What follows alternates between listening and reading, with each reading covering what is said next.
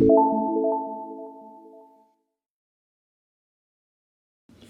Everyone, welcome back to my channel. आइए करते हैं chapter 12 for class 7th and the name of the chapter is algebraic expressions means अलजब्रई व्यंजक। हाँ जी, अलजब्रई व्यंजक को समझने से पहले हम इन दो डेफिनेशंस को समझेंगे, जो कि है चल। चल मतलब वेरिएबल। चल जिसका मुੱਲ निश्चित नहीं ਹੁੰਦਾ, ਇਹਨਾਂ ਨੂੰ ਅੰਗਰੇਜ਼ੀ ਵਰਣਮਾਲਾ ਦੇ ਅੱਖਰਾਂ ਨਾਲ ਲਿਖਿਆ ਜਾਂਦਾ ਹੈ, ਜਿਵੇਂ ਕਿ X, Y, Z, L, M, N up to so on. Value of variable is not fixed. We use letters X, Y, Z, L, M, N to denote variables. हाँ जी, वेरिएबल चल जो चलता जाए, और जो चल रहा है वो निश्चित तो कभी नहीं होगा, फिक्स नहीं होगा। तो मैथ्स में जो फिक्स नहीं है उसको हम वेरिएबल कहते हैं, और उसको इंग्लिश अल्फ़ाबेट्स मतलब एक्स वाई जेड कुछ इस फॉर्म में लिखा जाता है, राइट। नेक्स्ट है हमारे पास अचल। अचल कांस्टेंट। चल दा ऑपोजिट मतलब चल दा उल्ट हुंदा है अचल। अचल जो ना चले, जो नहीं चलेगा, इट मीन्स वो फिक्स है। और मैथ्स में कैसे लिखा जाता है अचल? 4, 100, -20, -17, मतलब ये जो संख्याएं हैं इनकी वैल्यू फिक्स है। 4 की वैल्यू 4 ही है और हर क्वेश्चन में 4 ही रहेगी, ठीक है जी। So opposite of variable is constant. Constant has a fixed value, for example 4, 100, -20, -70। So बहुत ही इजी डेफिनेशंस हैं वेरिएबल एंड कांस्टेंट की। वेरिएबल चल जिनकी वैल्यू फिक्स नहीं होती, हर क्वेश्चन में डिफरेंट होती है। कांस्टेंट अचल जिनकी वैल्यू फिक्स है, और ये मैथ्स में कैसे लिखी जाती हैं, जैसे संख्याएं होती हैं, राइट। अब करते हैं हम अलजेब्राइक एक्सप्रेशंस, अलजब्रई व्यंजक। हाँ जी, अलजब्राइक व्यंजक इन दोनों को जोड़कर मतलब कह सकते हो आप, इन दोनों को मिलाकर अलजब्राइक व्यंजक बनते हैं। उनके ऊपर कुछ क्रियाएं करते हैं, मतलब प्लस, माइनस, मल्टीप्लाई, डिवीजन, जोड़, घटाओ, गुणा ਅਤੇ ਭਾਗ ਵਰਗੀਆਂ क्रियावां करते हाँ इन्हां उत्ते, तो अपने कोल क्या मिल जाता है? अलजेब्राइक व्यंजक। आइए करते हैं इसकी डेफिनेशन। चल ਅਤੇ अचल ਨੂੰ मिला के अलजबरई व्यंजक बनते हाँ। इस ਲਈ ਅਸੀਂ जोड़, घटाओ, गुणा ਅਤੇ ਭਾਗ ਵਰਗੀਆਂ क्रियावां ਦੀ ਵਰਤੋਂ भी करते हाँ। Algebraic expressions are obtained by combining variables with constant. For this we use the operations of addition, subtraction, multiplication and division. You can see examples here. मैंने लिखा है 4x + 5, तो आप देख सकते हो 4 जो है वो x से मल्टीप्लाई हो रहा है। अगर कुछ इस फॉर्म में लिखा हो मतलब ये दोनों आपस में गुणा हो रहे हैं, गुणा वाली क्रिया हो गई, प्लस वाली क्रिया हो गई, और एक 5 जो है वो अचल है x। तो ये हमारे पास क्या बन गया? एक अलजब्रई व्यंजक बन गया। अलजेब्राइक एक्सप्रेशन है जिसमें x जो है वो चल है, 5 जो है अचल है, और क्रियाएं कौन सी इसमें यूज हो रही हैं? एक तो गुणा और एक प्लस। नेक्स्ट व्यंजक देखिए 10y - 20। इसमें जो चल है वो क्या है? y। -20 मतलब 20 यहाँ पे क्या हो गया आपके पास? अचल। 10y इनमें क्या है? मल्टीप्लाई है, दोनों में गुणा है। 10 गुणा y बोलेंगे इनू, मीन्स 10 × y मल्टीप्लाई, और -2 इसमें क्रियाएं हो रही हैं, राइट। नेक्स्ट देखिए, नेक्स्ट व्यंजक है x + 3।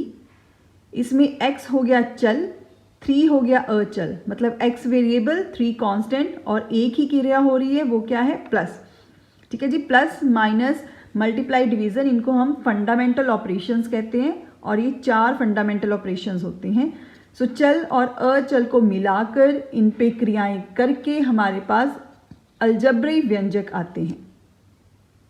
Next we have terms of an expression, एक व्यंजक दे पद। आई होप आपको एक्सप्रेशन मीन्स व्यंजक के बारे में क्लियर हो गया होगा।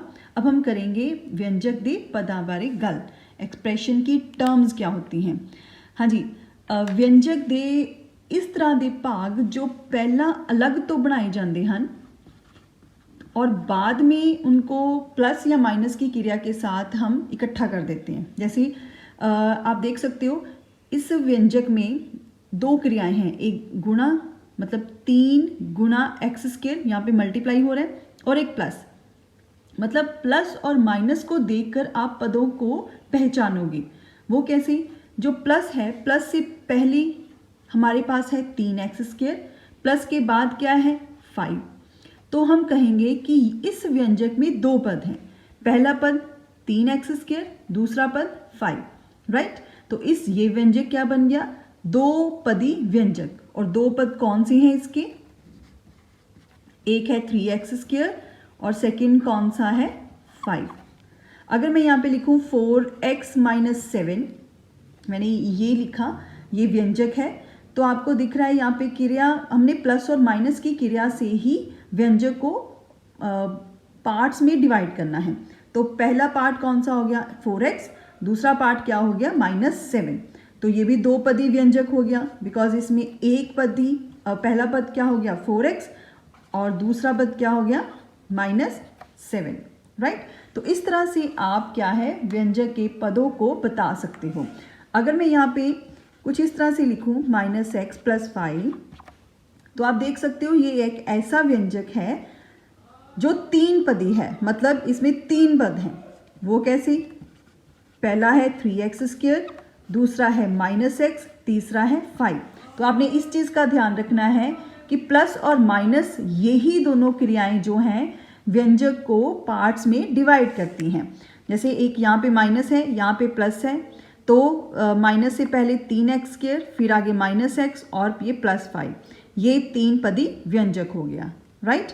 तो आपके पास ये व्यंजकों के पद हैं जो प्लस और माइनस वाली क्रियाएं इनको अलग करती हैं।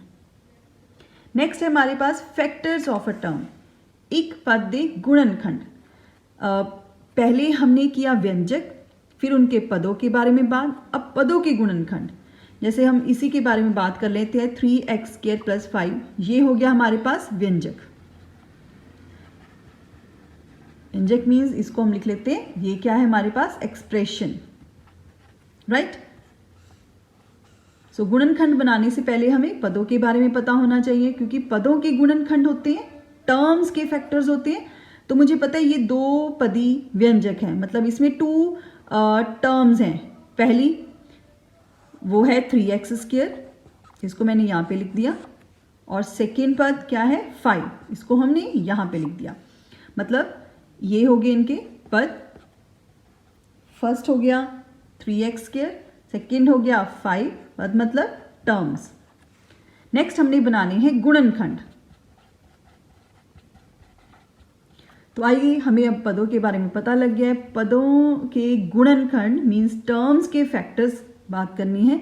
तो फैक्टर्स गुणनखंड, जो जो गुना हो रहा है तो उसको हमने अलग अलग कर देना है। मतलब 3x स्क्वायर में आप देख सकते हो एक 3 है, x स्क्वायर मतलब x कितने हैं 2 हैं, x गुना x करके x स्क्वायर बनता है।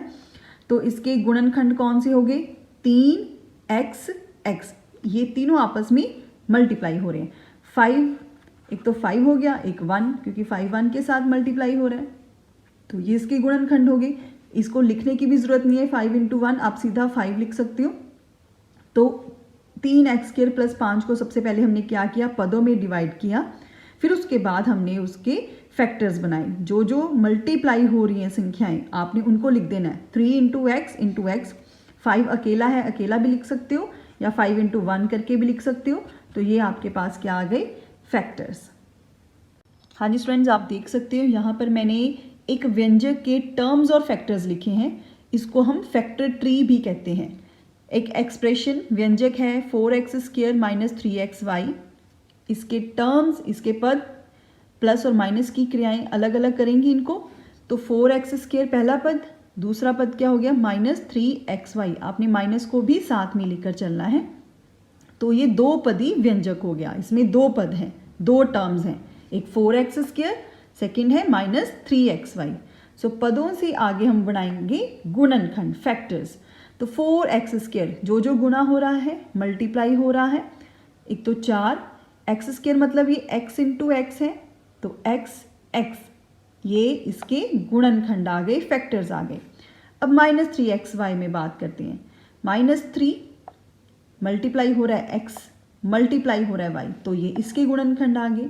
ठीक है जी। -3 को फर्दर आप ब्रेक भी कर सकते हो आगे -1 और 3 लिखकर।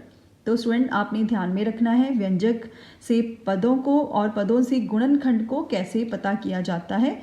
वैसे ये देखो, ये बहुत ही अच्छा मेथड है, इसको हम फैक्टर ट्री भी कहते हैं, और बहुत ही क्लियरली पता लग जाता है कि ये टर्म्स हैं और ये फैक्टर्स हैं, तो इनको अच्छी तरह से आपने समझना है। नेक्स्ट बात करते हैं हम कॉफिशिएंट्स की, गुणांक की। इसको हम एग्जाम्पल से ही डिस्कस करेंगे।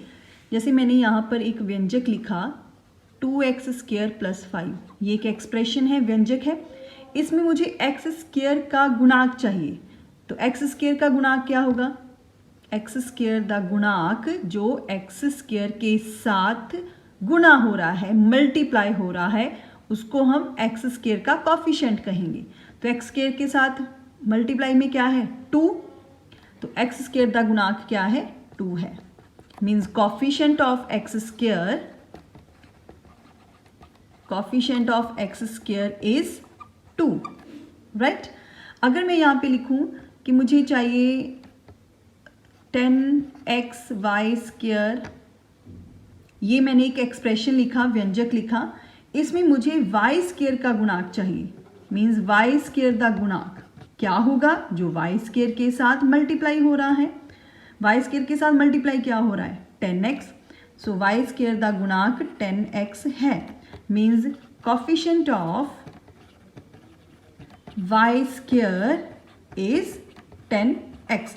तो इस तरह से हम कोफिशिएंट्स पता कर सकते हैं किसी भी व्यंजक के। तो यहाँ पर आपने एक चीज़ का ध्यान रखना है, संख्यात्मक गुणांक भी हो सकता है या वो आपके साथ एक गुणनखंड संख्यात्मक हो सकता है। लाइक मैंने यहाँ पर लिखा, मुझे चाहिए मैंने लिखा -7x² y², मुझे इसमें x² और y² का गुणांक चाहिए। x² y² का गुणांक क्या होगा? वो जो इन दोनों से मल्टीप्लाई हो रहा है वो क्या है? -7 है। तो ये एक क्या हो गया आपके पास? संख्यात्मक गुणांक, क्योंकि इसमें अकेली एक संख्या ही आई है। तो ये बहुत ही सिंपल होते हैं गुणांक, जिसके साथ जो मल्टीप्लाई हो रहा है आपने उसका गुणांक लिख देना है। नेक्स्ट समान अते असमान पद, लाइक एंड अनलाइक टर्म्स। हाँ जी, लाइक टर्म्स, समान पद कौन से होते हैं आइए देखते हैं। When terms have the same algebraic factors, they are like terms। ਜਦੋਂ ਪਦਾਂ ਦੇ ਬੀਜ ਗਣਿਤਕ ਗੁਣਨਖੰਡ ਇੱਕੋ ਜਿਹੇ ਹੋਣ ਤਾਂ ਉਹ ਸਮਾਨ ਪਦ ਹੁੰਦੇ ਹਨ। हाँ जी, एक संख्यात्मक गुणनखंड होते हैं और एक बीज गणितिक गुणनखंड होते हैं। संख्यात्मक जो संख्या जिसमें दिखे, बीज गणितिक जहाँ पर आपको x y कुछ इस तरह से मतलब दिखे। तो सिंपल सी लैंग्वेज में मैं आपको बता रही हूँ बीज गणितिक गुणनखंडों के बारे में। तो आप देख सकते हो यहाँ पर मैंने एग्जाम्पल लिखी है, ये समान पद हैं क्योंकि इनमें जो गुणनखंड है वो -3 गुणा x है, मतलब x है इनमें, इसमें भी x है, इसमें भी एक ही x है, मतलब जो इसमें बीज गणितिक गुणनखंड हो गया वो एक जैसा ही है, x है तो ये समान पद है ये तीनों।